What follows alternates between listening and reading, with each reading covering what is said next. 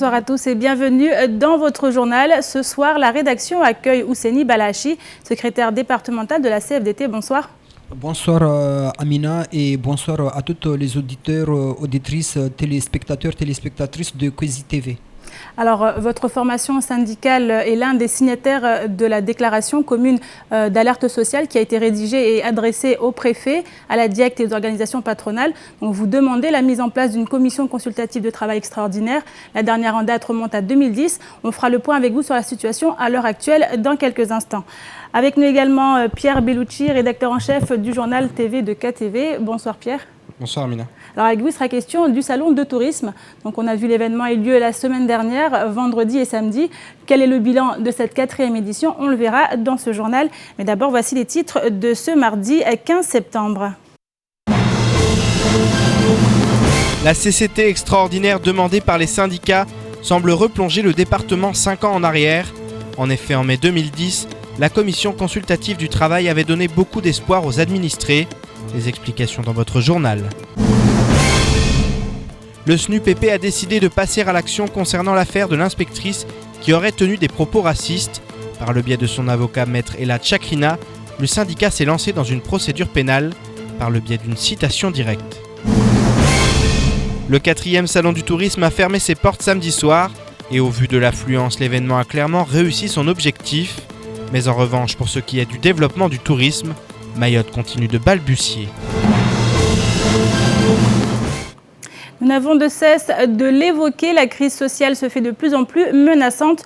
Une intersyndicale constituée dans ce contexte de crise a demandé la tenue d'une commission consultative du travail extraordinaire, une CCT, dont l'issue conditionnera le départ ou non de la grève générale.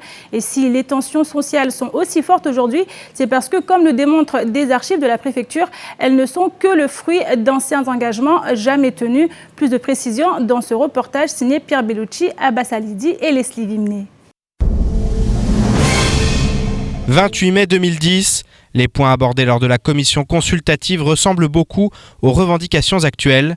Maîtrise de l'évolution des prix, évolution du SMIG, application du Code du travail national au plus tard en avril 2011, application des conventions collectives nationales. 5 ans plus tard, une CCT extraordinaire est à nouveau à l'ordre du jour, à la demande des syndicats. Après la départementalisation, il n'y a pas eu une réelle volonté politique de réformer les choses et d'aller vers une égalité républicaine.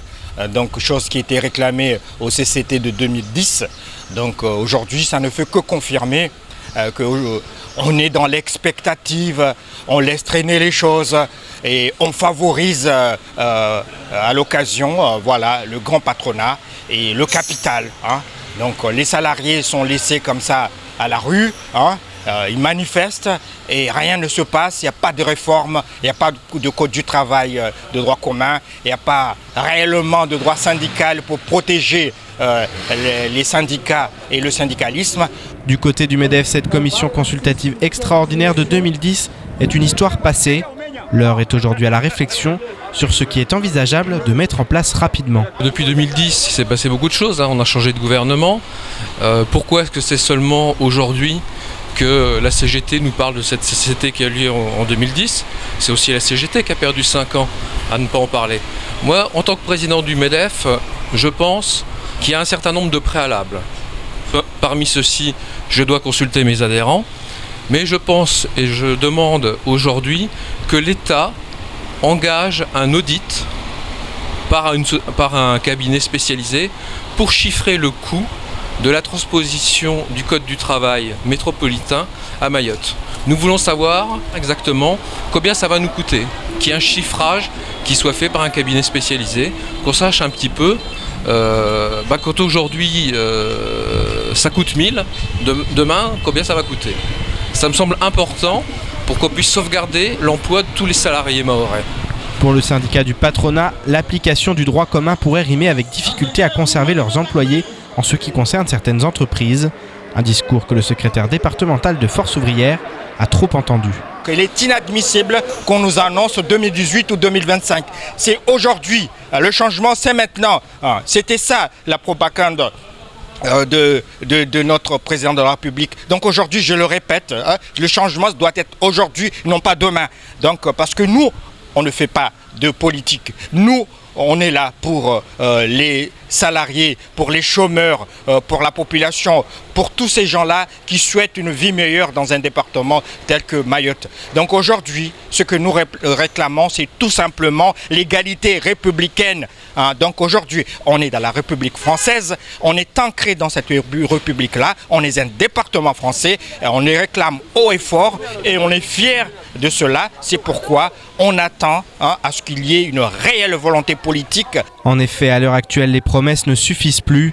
Les syndicats comme la population semblent avoir épuisé leur capital patience et exigent maintenant des actes concrets et vite. Alors, Ousseini Balachi, vous êtes le secrétaire départemental CFDT. Est-ce qu'aujourd'hui, vous attendez des actions directement maintenant? Est-ce que c'est le cas? Vous avez déjà des retours en ce sens? Oui, tout à fait. Comme je viens de recevoir tout à l'heure un coup de fil émanant du président de MEDEF, nous invitant à une table ronde le lundi prochain à 10h, avec une ordre du jour, la mise en place du code de travail national applicable à Mayotte, qui doit être discuté et appliqué. Parce que jusqu'à là, nous avons fait trop de concessions. Regardez tous les reportages qui viennent de passer, qui remontent à 2010. Et des engagements ont été pris comme quoi qu'on allait mettre en place une audit. Et puis après, rien n'a été fait. Concernant le secteur social, je parle des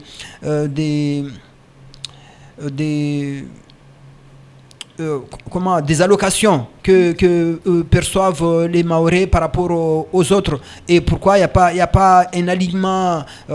Ils vont dire que ce nouveau gouvernement a apporté un peu plus que ce que l'autre avait proposé. Moi, je dirais que heureusement, s'il n'y avait pas une toute petite considération de la population dans ce cas-là, à quoi serviraient nos élus?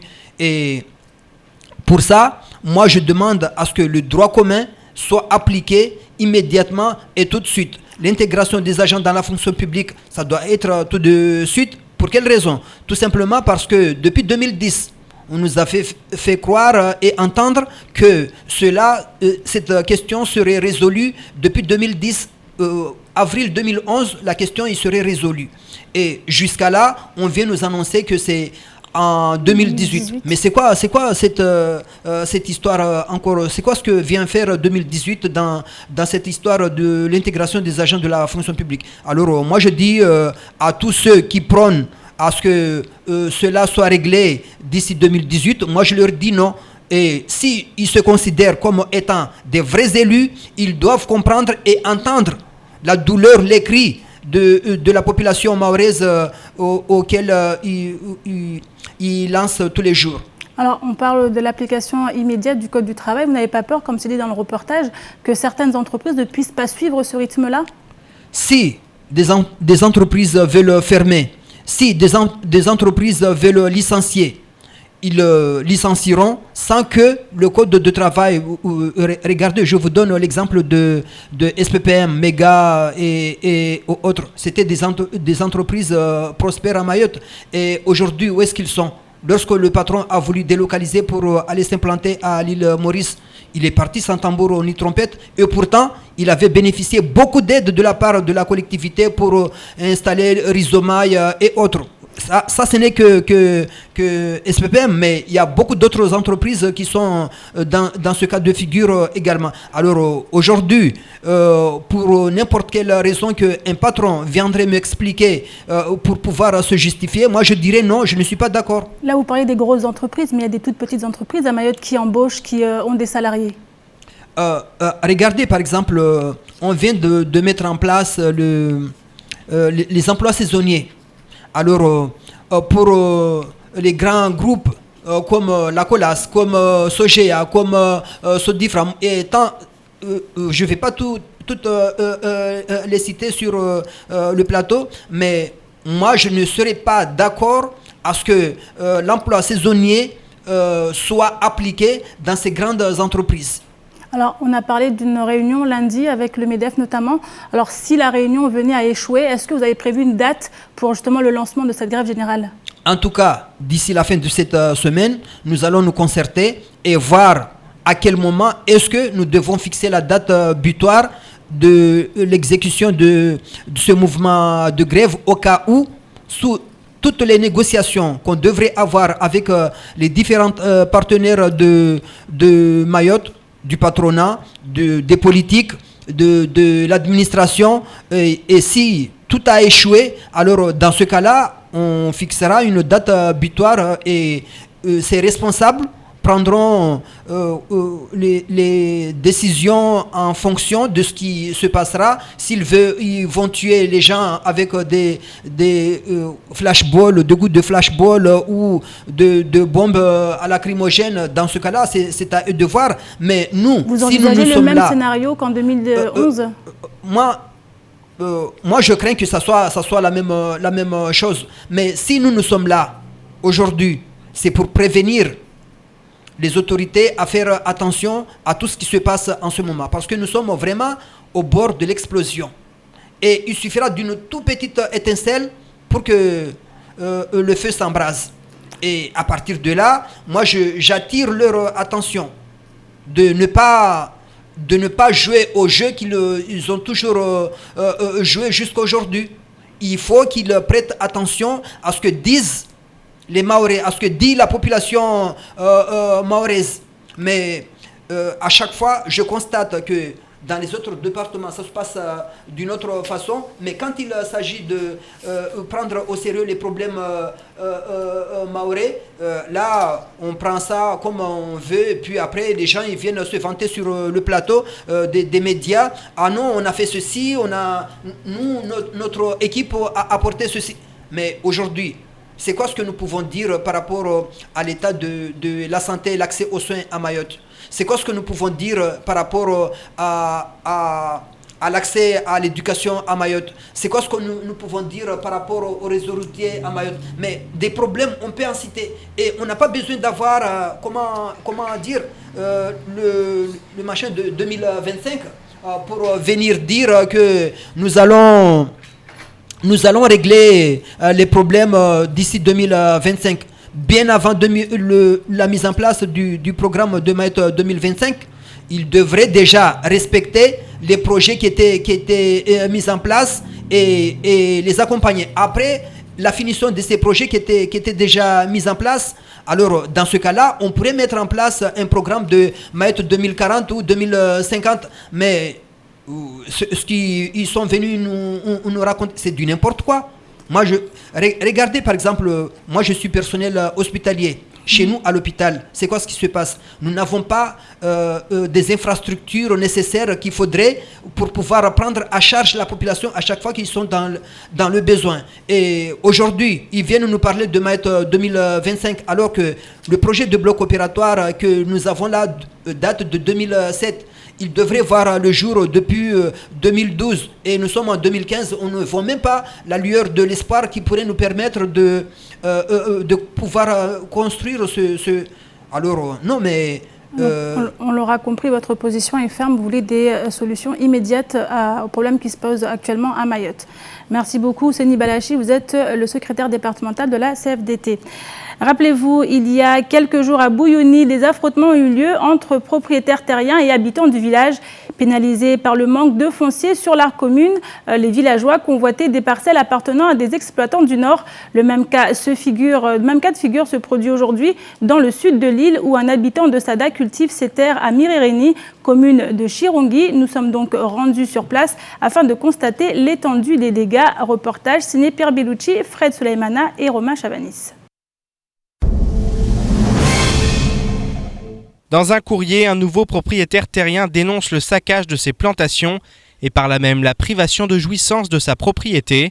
Le propriétaire n'ayant pas voulu s'exprimer par peur des représailles, notre envoyé spécial Romain Chavanis l'a rencontré et nous en dit plus. Alors nous sommes ici sur la commune de Chirongui, dans le village de Mirereni, sur un terrain de 2,5 hectares qui appartient à une famille de Sada. Ils ont acheté ce terrain il y a 8 ans, et leur acte de propriété leur a été délivré il y a environ 2 ans. Et depuis qu'ils sont propriétaires ici, de nombreuses personnes de la commune de Chirongui squattent le terrain et l'exploitent de façon sauvage sur environ la moitié de la surface. Les propriétaires ont toujours été conciliants avec ces familles de Chirongui en les laissant exploiter une partie en tout cas de leur terrain. Une moitié de ces terres est donc prêtée à des habitants de Chirongui, mais face au manque de foncier, son terrain semble attirer les convoitises, au point de détruire toutes ses plantations.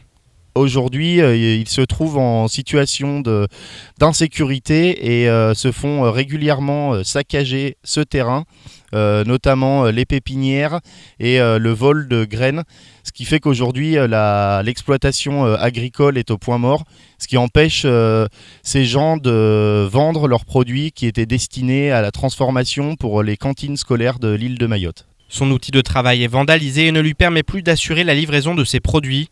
L'histoire se répète et démontre à quel point la problématique foncière est grave à Mayotte. Pour l'heure, la famille, bien que craignant des représailles, va déposer plainte. Ousseni Balachi, vous nous parlez du problème du foncier. En voici un exemple probant. Oh, oui, tout à fait. Moi, je dirais que ça, c'est un des exemples des problèmes sociaux que nous avons à Mayotte, auquel il faudrait vraiment trouver une solution de toute urgence. Parce que je constate qu'il y a certaines personnes qui se permettent d'aller squatter sur des terrains privés, et puis après il y a l'État qui est là, qui laisse faire. Et par rapport à ça, les gens ils vont finir par s'entretuer.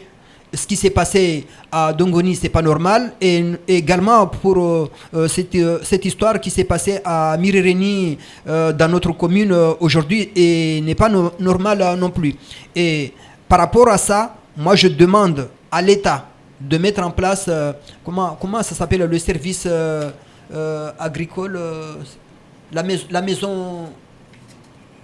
maison agricole, il y a quelque chose comme ça, un service qui doit gérer le patrimoine foncier et qui devrait se mettre en place depuis X temps.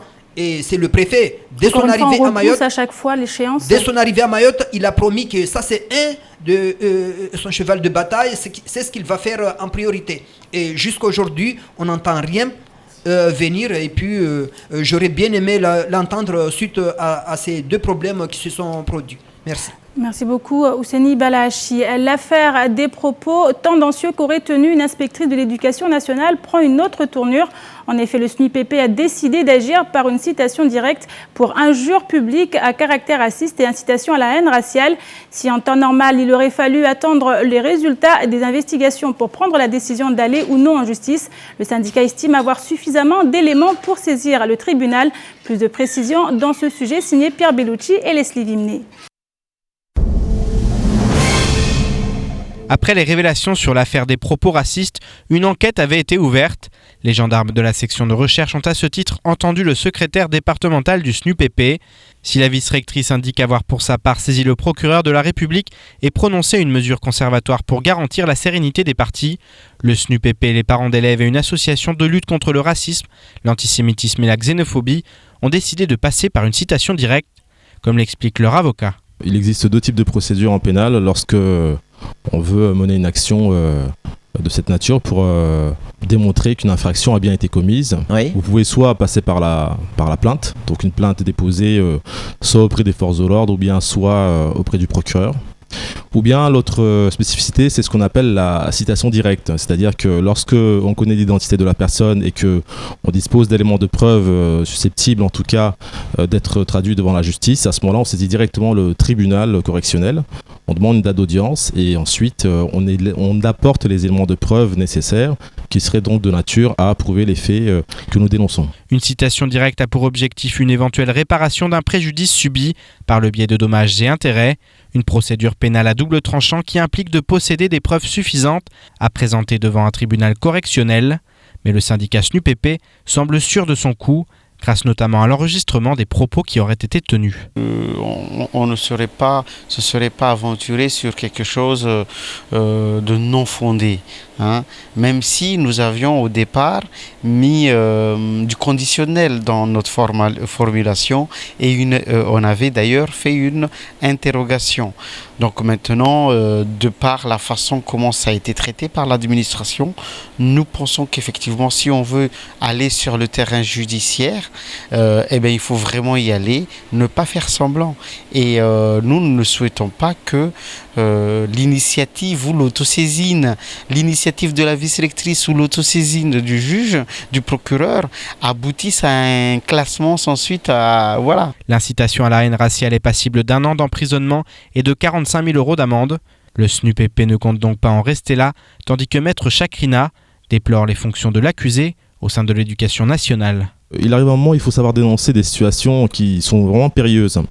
Parce que les propos que nous avons entendus, en tout cas, sont extrêmement graves. Je vous rappelle juste que c'est un délit, puisque ce que nous dénonçons, nous, c'est qu'il s'agit ici d'une incitation à la haine raciale, mais aussi d'injure publique, et c'est un délit. Et personne n'est au-dessus de la loi. Encore moins, évidemment, les personnes qui sont censées donner l'éducation, l'exemple en matière d'éducation, puisque vous savez que le rôle, en tout cas, de l'éducation nationale, c'est quand même de veiller avant tout, c'est avant tout de mener une bonne politique publique en matière d'éducation. En tout cas, dans ce cas de figure, pour la personne qui sera citée devant un tribunal correctionnel, c'est aussi de conseiller aussi les enseignants. Donc, où va-t-on si maintenant les personnes qui sont censées donner une bonne éducation aux enfants bafouent la loi en toute impunité ? Une première audience aura lieu le 4 novembre prochain pour fixer une consignation.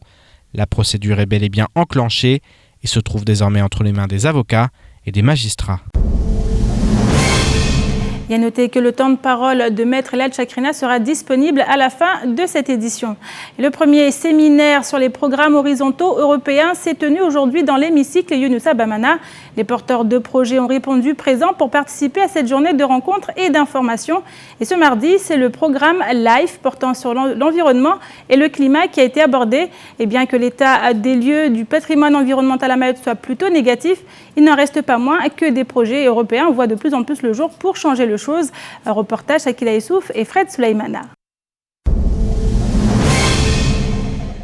L'environnement est devenu une priorité pour tous les territoires. Mayotte n'échappe pas à la règle. Elle possède l'un des plus beaux lagons du monde. Avec une biodiversité exceptionnelle et fragile, il était indispensable de faire un état des lieux du patrimoine environnemental de l'île. Il fallait faire un état des lieux avant de proposer de voir qu'est-ce qui peut être financé dans le cadre de ce programme LIFE. Parce que ce qu'il faut savoir, ce programme LIFE peut financer dans le cadre de la gestion de l'eau, le cadre de la sensibilisation, la protection des oiseaux. Donc tout cet état-là, un état des lieux, un diagnostic local est nécessaire avant de proposer tout projet. Le budget du programme européen LIFE s'élève à 3,46 milliards d'euros pour la période 2014-2020. Grâce à lui, les organisateurs publics ou privés établis au sein de l'Union européenne peuvent bénéficier de subventions. En effet, 81% du budget, soit 2,8 milliards d'euros, est destiné à financer des actions ou instruments financiers innovants en faveur de l'environnement. Le programme LIFE, c'est un programme européen. C'est-à-dire que quand c'est un instrument financier qui permet de mettre en œuvre les politiques européennes, donc quand on présente un projet LIFE, c'est quelque chose qu'on doit garder à l'esprit, c'est-à-dire qu'il faut que votre projet ait une plus-value européenne, qu'il y a le côté innovation qui est important. C'est des projets qui répondent à un problème environnemental en apportant des solutions et c'est important que ces solutions puissent être répliquées, transférées à l'échelle européenne sur d'autres territoires. Suite à la présentation du descriptif au programme LIFE, des questions ont été posées par les potentiels porteurs de projets. Les séminaires sur les programmes horizontaux européens continuent et demain, la séance se déroulera à la Chambre de commerce et de l'industrie de Mayotte. Cette fois, les échanges auront lieu sur le programme COSME, mis en place pour favoriser la compétitivité des entreprises. Et hier se tenait une réunion entre différents partenaires concernés par les évacuations sanitaires. La Caisse de sécurité sociale de Mayotte, l'ARS, le CHM ou encore le CHU de la Réunion ont ainsi discuté des moyens à mettre en œuvre pour améliorer les Évasan. En 2014, 645 évacuations sanitaires ont eu lieu de Mayotte vers l'île de la Réunion. Mais des améliorations peuvent encore être envisagées, notamment en ce qui concerne la prise en charge sur place. On écoute Jean Véron, le directeur de la Caisse de sécurité sociale de Mayotte, qui s'exprime sur ce sujet lors de la matinale de Kwesi.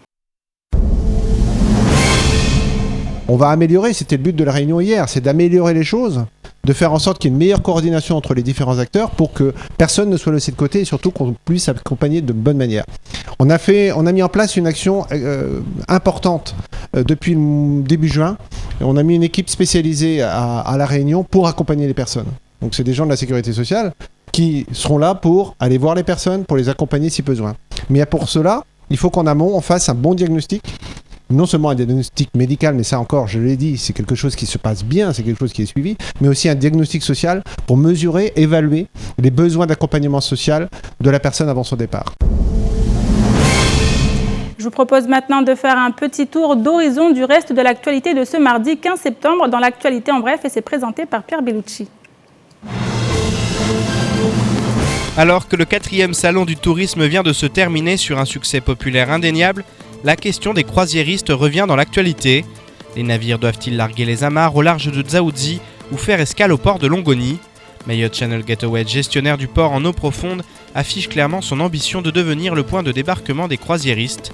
Le port n'étant pas encore équipé de structures adéquates, le club croisière rassemblant les autorités locales dont le capitaine de Longoni refusait jusqu'à présent l'idée d'un arrêt en dehors de la rade habituelle près de Mamoudzou.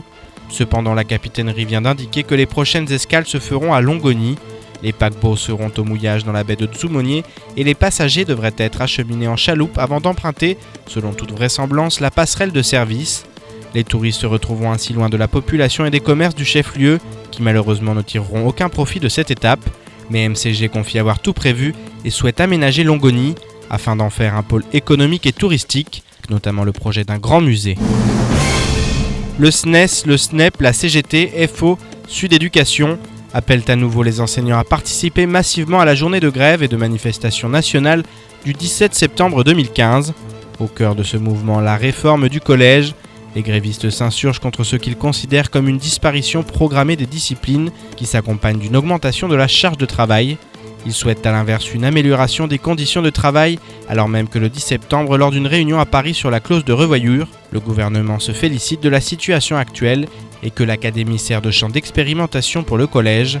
Autant dire que les mouvements liés à cette réforme ne semblent faire que commencer. De son côté, l'UNSA vient d'avoir la confirmation que l'indemnité d'éloignement dite historique, c'est-à-dire relevant du décret 96, abrogé en juin 2014 et revenu en juin 2015 pour l'annonce du Premier ministre, était mise en paiement par ordre de Bercy. Le versement effectif de cette indemnité de 11 mois pour tous les agents arrivés en 2012 ou 2013 donnait du grain à moudre au mécontentement général. À 15 jours de la revoyure et dans le contexte social de l'île actuellement, le syndicat se félicite de cette première victoire.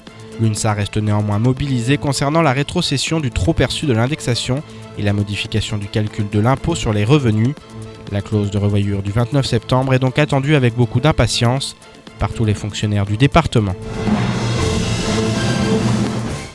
Et enfin, le 4e salon du tourisme et des loisirs de Mayotte a fermé ses portes il y a 3 jours. L'heure est désormais au bilan et si l'événement est incontestablement réussi au vu de l'affluence sur les 2 jours, le développement du tourisme, lui, balbutie toujours. Nous sommes tout de même partis à la rencontre de la population pour connaître leur avis sur le salon. Reportage Akila Essouf et Fred Souleymana. Délicieux, c'est frais. Là, je recommande. Si la plupart se sont régalés lors de ce 4e salon du tourisme, d'autres expliquent avoir été déçus par certains aspects du salon. Oui, parce que moi, on ne m'a pas vendu Mayotte. Je suis arrivée, j'ai rien trouvé qui me faisait rappeler que j'étais à Mayotte. Hein. J'ai eu, comme j'ai dit tout à l'heure, tu me mets ce salon dans n'importe quelle ville de la planète, ça serait pareil, quoi. Moi, je voudrais trouver. Il manque à part la musique traditionnelle, mais en reste qui était, c'est tout. C'est tout ce qu'il y avait de Mayotte, mais le reste, moi ça m'a pas emballé du tout. Hormis ces quelques critiques, l'ensemble des visiteurs a été ravi et élogieux avec l'organisation de ce salon. Et j'ai surtout été intéressé par l'école de plongée en fait. Et donc l'année prochaine, si j'ai l'occasion, je vais aller voir un petit peu ce qui se passe là-bas pour voir un petit peu les activités qui sont sur Mayotte. Je trouvais que c'était un salon qui était bien présenté et qui donnait envie d'aller voir les stands en fait, quoi. Voilà. Non, j'ai simplement regardé simplement. Et c'était bien ? Oui, j'ai bien aimé les danses aussi. Pour moi qui est arrivée à Mayotte, ça m'a permis un petit peu de me situer, ce qu'était cette belle île de Mayotte avec ses problèmes, l'artisanat qui commence à se développer. Et ça, c'est une chose qui est très bien. Et les adresses pour les bonnes confitures.